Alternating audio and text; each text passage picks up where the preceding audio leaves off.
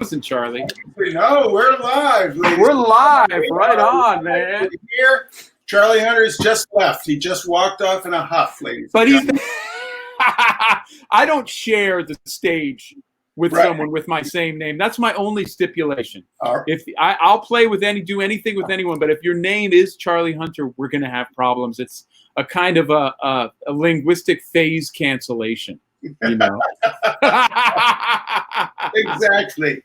Well, welcome, ladies and gentlemen, out there in internet land to the Reasonably Fine Art Talk for this Tuesday, and I'm thrilled to have as a guest Mr. Charlie Hunter down in North Carolina. Welcome, Mr. Charlie Hunter. Thank you very much, Mr. Charlie Hunter.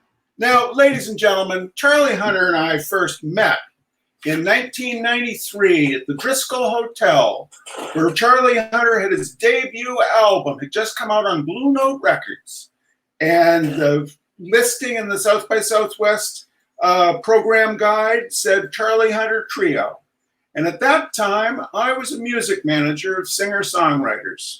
And me and my posse came over to the Driscoll Hotel and introduced ourselves to Charlie Hunter. And Charlie Hunter laughed and took us over to his band and said, "Here's the reason we sound terrible. It's the wrong Charlie Hunter." You guys are playing the wrong Charlie Hunter. And so I decided you were a good human being after that. Yeah, that's so funny you mentioned that, because I forgot all about that. But that was probably one of the first few South by Southwests at that point, right? Yeah. Yeah. The first one I had gone to was '89. I think it had gone for 2 years before that. Right. And it was cool. I mean, it was not a full freak out. I mean, it was a pretty good... I just remember it being not overwhelming and filled with cool people. You know what I mean?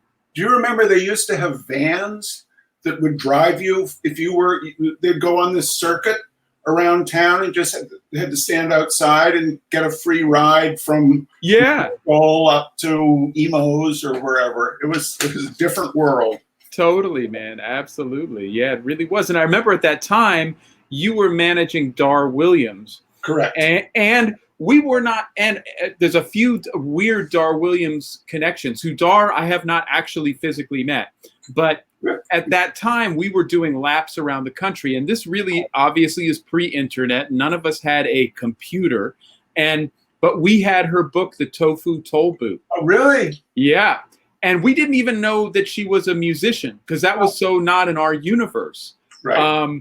So we were like, yeah, cool name, Dar. Like we didn't know who it was. We had no idea. So we were just like, okay, great. We're in El Paso. Where do we eat? You know what I mean? Okay, we're in Omaha. What do we do? You know? Right. It was pretty cool. I'll tell Dar that. That is so neat, because she really thought the music thing wasn't going to ever pay the bills, and the hope was that doing this book would be the source of income, but things worked out differently. Yeah, and imagine a time when you could actually sell a book and make money. the idea that the book was going to be the big gravy train. That was going to be the meal ticket, you know? Right. Well, imagine an era back when we thought you could make money playing music. Oh, yeah, totally. Big time. Even more now. That's why I don't tell people I'm a musician. They say, "What do you do?" I go, I'm a van driver. I drive a van. That's my you know, and then they let me play at the end of the day. I get to play. As your reward. Right? Exactly. Yeah. Well, one thing I wanted, what I really appreciate, I very much appreciate your joining us today, and what I thought would be wonderful to talk about is the idea of how you have sculpted a life in the arts. Yeah, you've done 27 records in 27 years, at least 27 records. Yeah, something like that. Yeah, and you have never been part of the star-making machinery. I've always gotten the feeling of what you are doing is what you, and if it's not true, you've done a remarkably good job of doing a subterfuge. But I've always gotten the feeling that what you are working on is what you are interested in at that time, as opposed to what the music business or management or a label would be dictating would be the appropriate thing to do. Can you expand on that a bit? You know, you totally hit the nail on the head. And also I think it's a little easier doing what I was doing, which was mostly instrumental music. It's a lot easier to change gears, turn on a dime. Imagine that, like a singer-songwriter, it's the genesis of a record and how long it takes them to. They're doing the same songs. They don't really have a choice. It's the way that the timeline of that kind of thing, the gestation and how it all works. Whereas, you know, I can make all those records and do all these things. They also don't sell very many copies, Right. and it makes me real mobile. But there was. Uh-oh. Ladies and gentlemen, Charlie Hunter is frozen. Kind of do what would have been more expedient for a career, you know.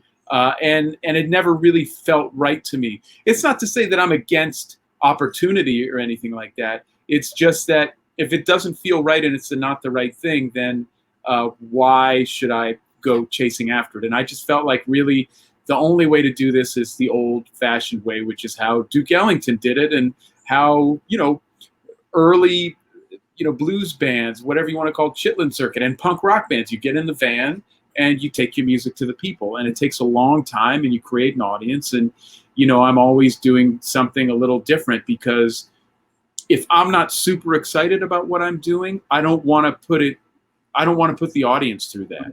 You know what I mean? It wouldn't be honorable, you know, wouldn't be honest. So, you know, so the unfortunate part of that is, you know, I have a habit of killing bands off right when they're at their peak. Right. Well, that's the danger. I mean, and now let me draw in a thread from the painting world, which is it sometimes as a visual artist, I'm always trying to push the boundaries of what I'm doing and not repeat just by rote because it happened to sell what I've just been doing.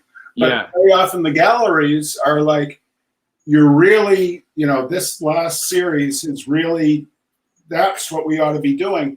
And I find myself quickly losing interest in that. And that sounds similar to what you're talking about. Yeah, it is. I think my friends who are painters and you know, visual artists as well, I think that the conversations we usually have always revolve around that, you know, the dynamism of music, you can find a way to kind of keep it where you want it. And if you're really good and you really work hard, you can make a living and keep it dynamic.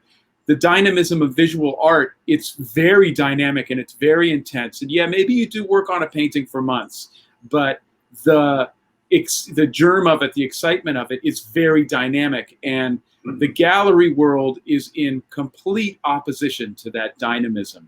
Mm-hmm. So there's so much, the speed at which they function as a capitalist entity seems to be just years behind how the visual artists function in their dynamism.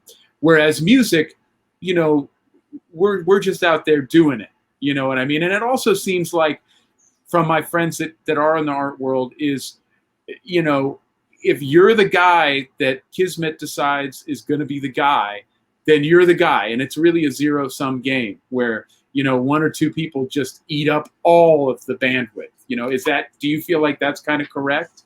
I think that's correct in what is viewed as the larger art world.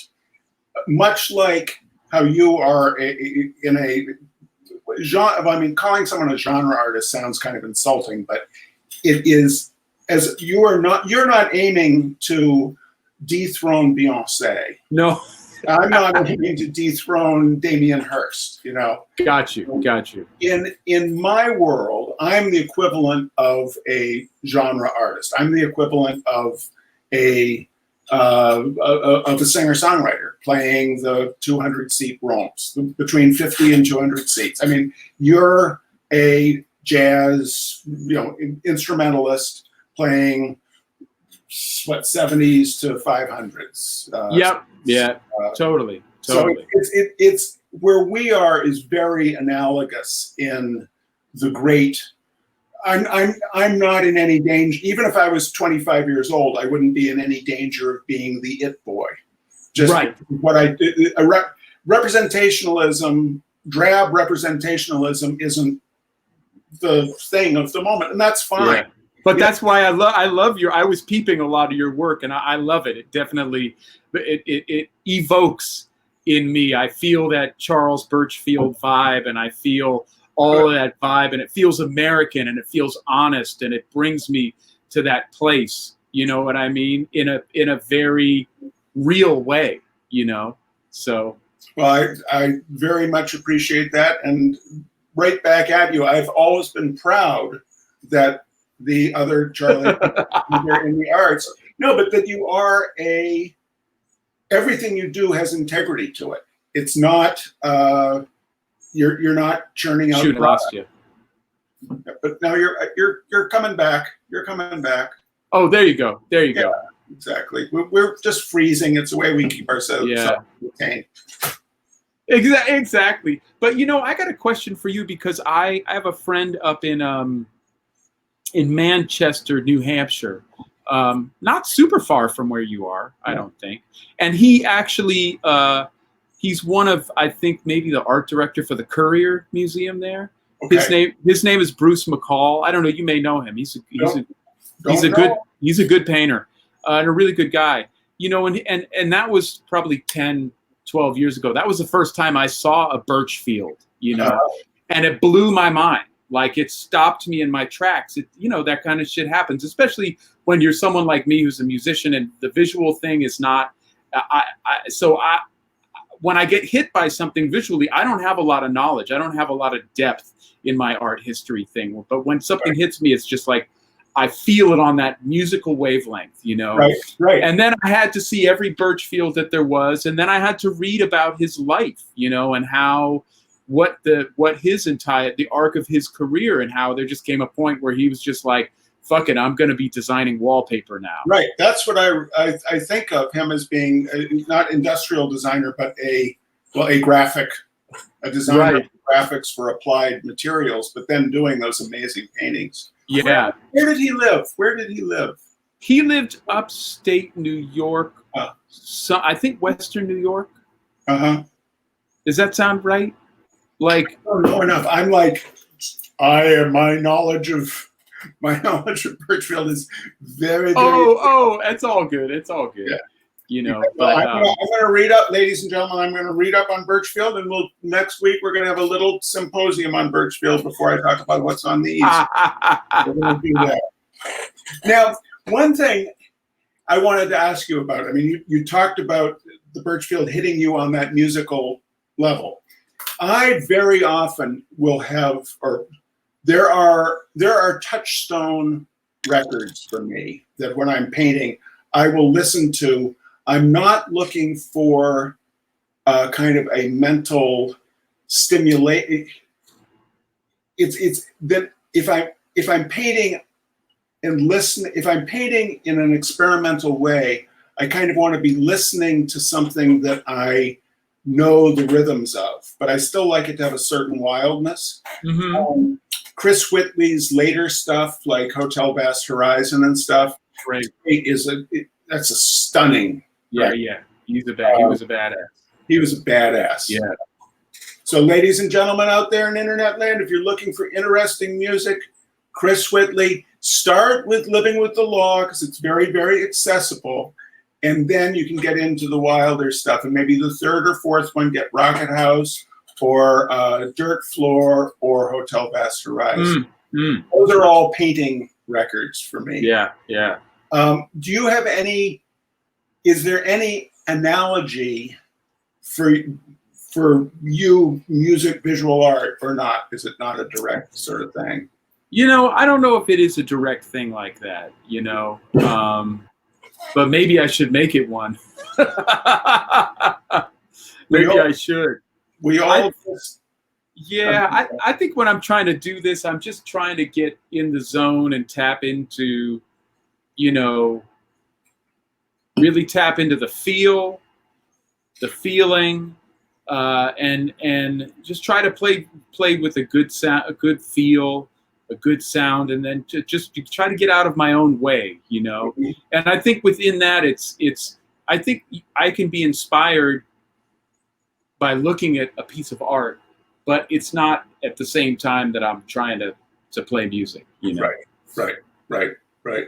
So, okay, so how has the strange new world that we're living in impacted your creative process? Man, I got to tell you, I feel horrible to say this, but it's been great. I mean, it's forced me to learn a lot of stuff that I never had a chance to learn. Like, I'm learning all the new, you know, recording technology now that we were talking about earlier. I have this great Apollo that I wish I could have figured out how to hook up. So I guess I don't know that much, but, you know, and I'm recording tons of stuff at home for other people, working on records with people here in this little shed in my backyard in Greensboro, North Carolina. And also doing one of these Patreon pages, which, you know, I was kind of put that off because I figured like that's just too much of a responsibility because I'm a driver. I'm driving all the time. I don't have time to learn these new things that require a lot of hours of doing them because I'm driving to the gig, you know. So, you know, while I do miss playing live, I've been doing it for 30 years, and it's not been 30 easy years. It's been 30 years of just trying to make ends meet. You know, there's never been like really a payday or anything like that. I'm always kind of doing what feels right musically, and then sometimes that coincides with a good year. You never know, you know. But I realized, like, wow, I mean, I'm in good health. I'm 53 though, and that just feels like it didn't dawn on me that I had been doing this for 30 years until I had a few months of not doing it, you know?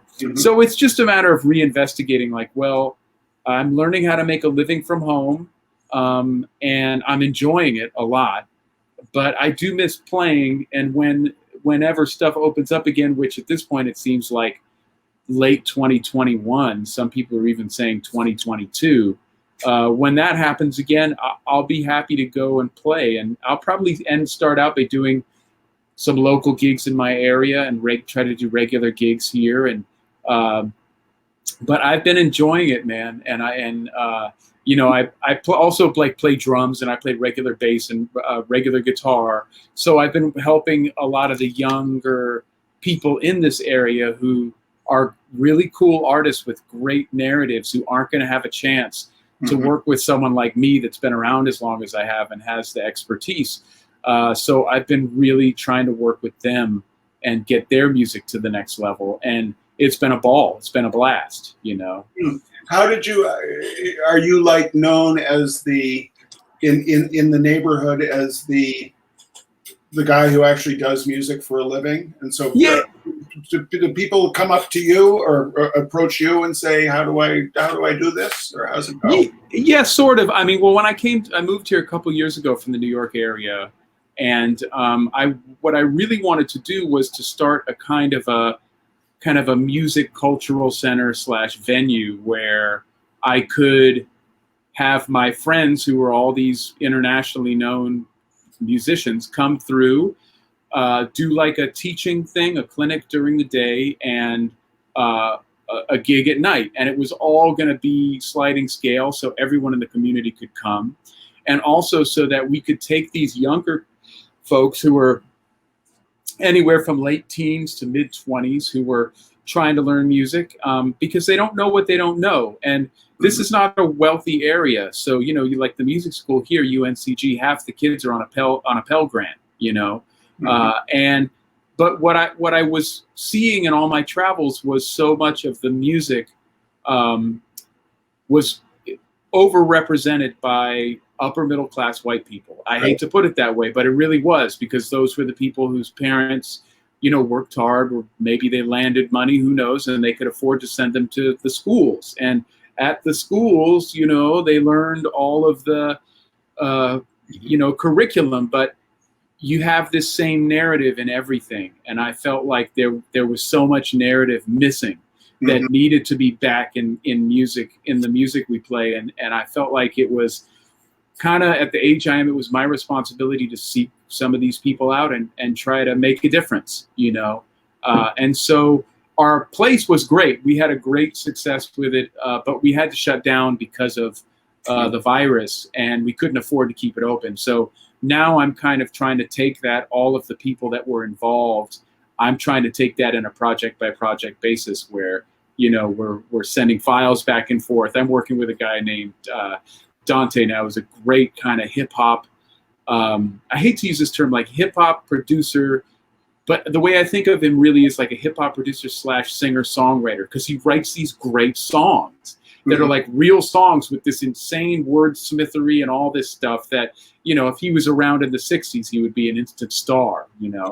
And so I'm just doing his thing, and I have a few other projects lined up that I want to do one after the other to get these guys and gals to the next step in their career so that they can be introduced to people who can help them, but also that will understand that there's so many more narratives out there that need to have bandwidth.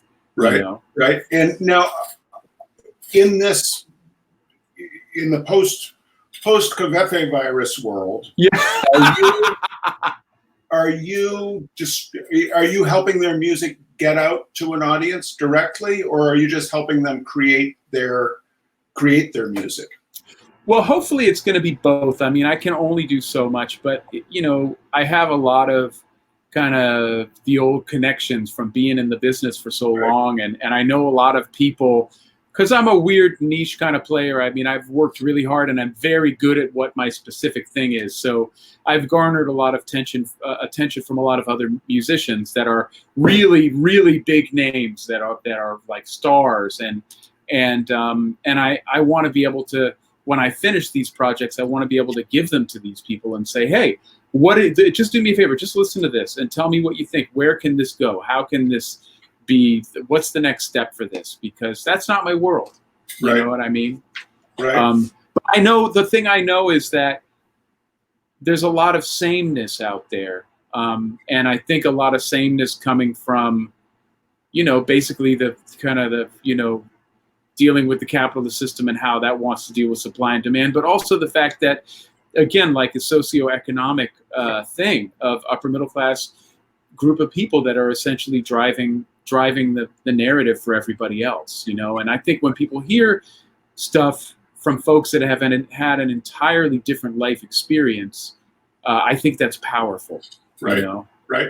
How can a casual fan like someone like me help?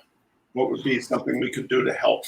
Well, you know, that's a great, I think that's on me, really. It's on me to, once this stuff starts rolling, to put it out there, get it to people. I think the thing that a lot of these young people are doing is they have a SoundCloud, you know, and if you subscribe to enough of their SoundClouds, I think that helps them a lot, just gets the message out, you know.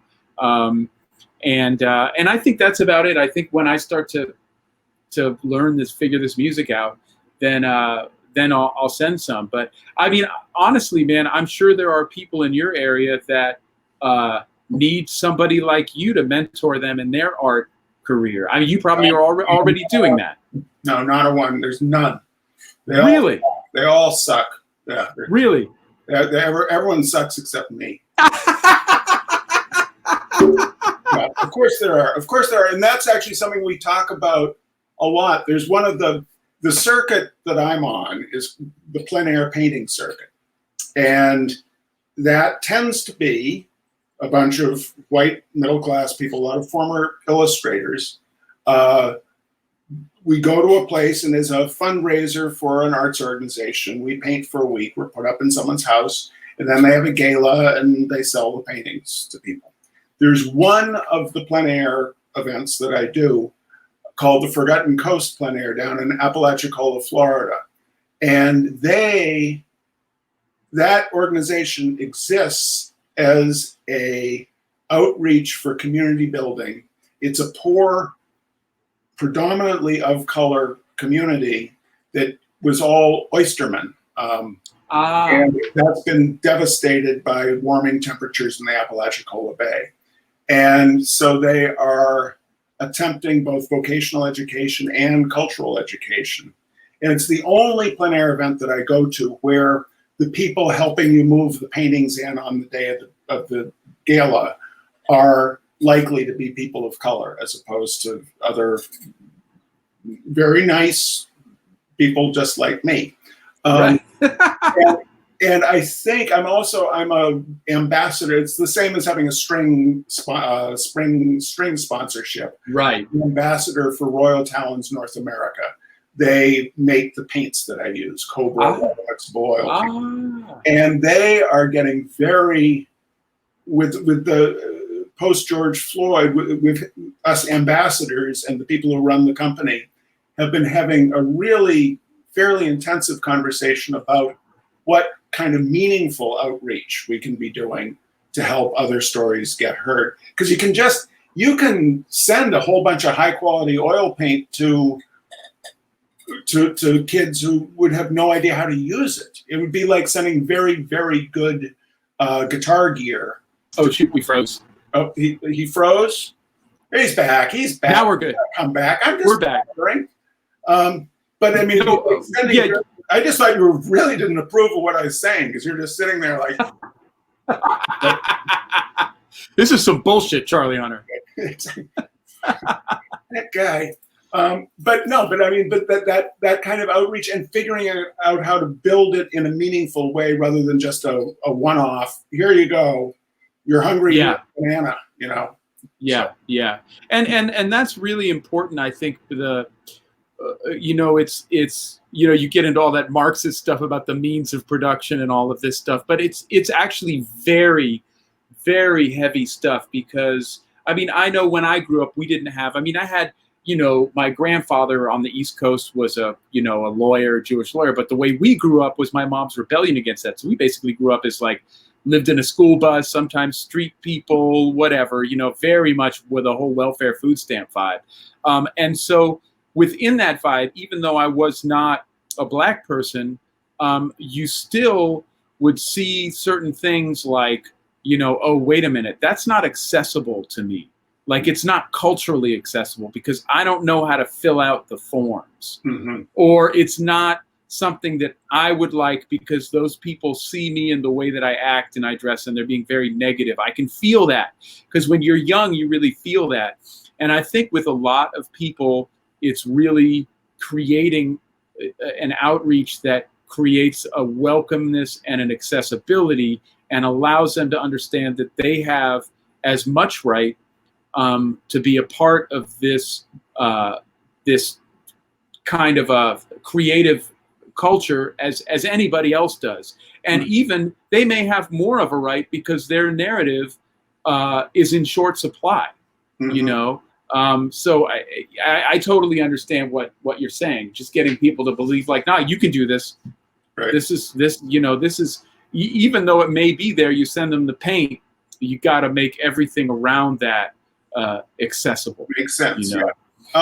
One thing I would love is if in the next week, if you could just write me down a dozen of the names. Okay. People that you're working with who have the SoundClouds, whatever, and I'll just give it a little bit of a, I'll talk about it to my people of, Charlie and I were talking about this, and here's the list of people, and it'll just, start making it visible.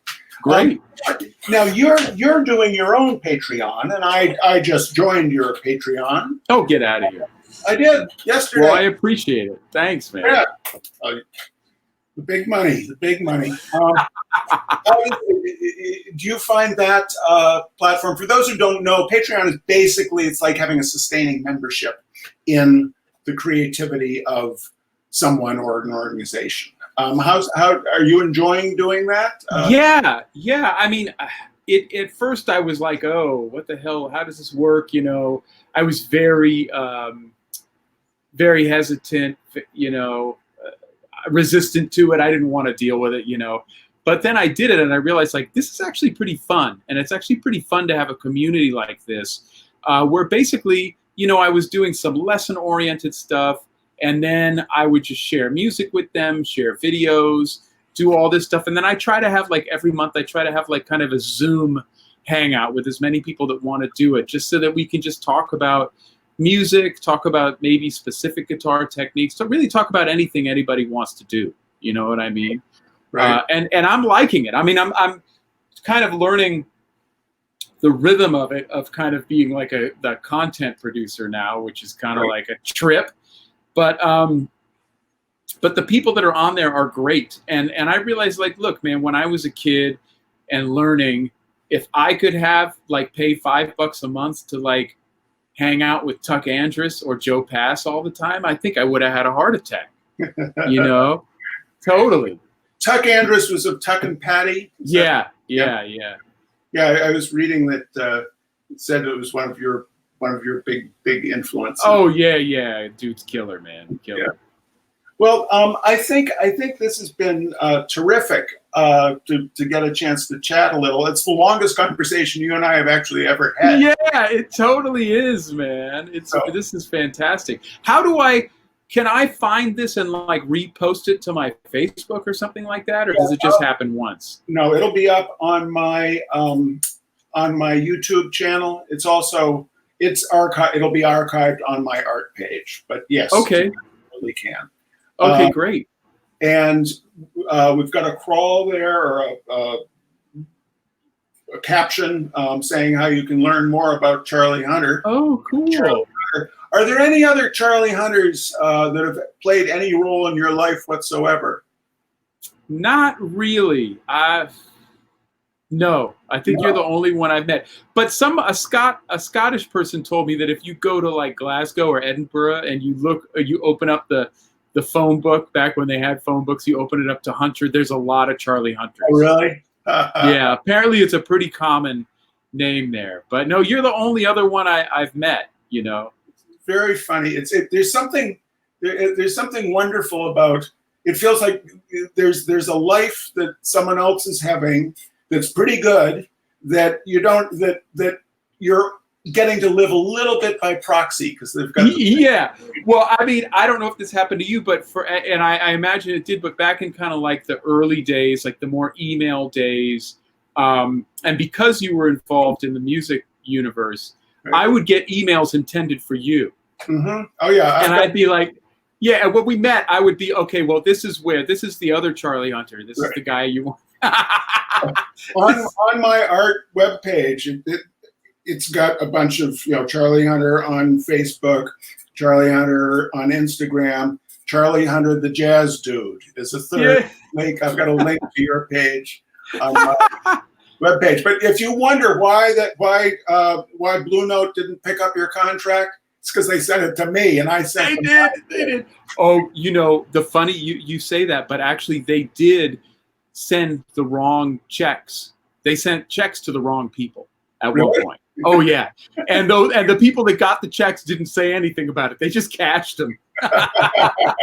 Well, if you were on the winning side of that equation, yeah, just cash it quick. It's in my name. Here we go. Terrific.